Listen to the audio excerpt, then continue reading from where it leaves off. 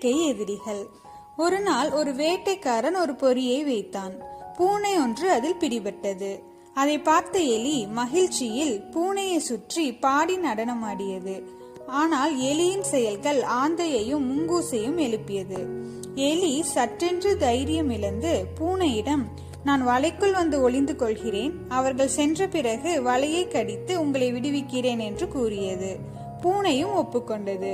அதனால் எலி வலைக்குள் புகுந்தது. முங்கூஸ் மற்றும் ஆந்தை அங்கிருந்து சென்ற பிறகு எலி வலையை கடித்து பூனையை விடுவித்தது. பின்பு வேகமாக அதன் துளைக்குள் ஓடியது. அடுத்த நாள் பூனை எலியை அழைத்தது. ஆனால் எலி வெளியே வர மறுத்துவிட்டது. நேற்று நாம் ஒருவருக்கொருவர் தேவைப்பட்டோம், அதனால் நண்பர்களானோம். ஆனால் நாம் எப்போதும் நண்பர்களாக இருக்க முடியாது என்று கூறியது. நீதி: முடிந்தால் எப்போதும் மற்றவர்களுக்கு உதவுங்கள்.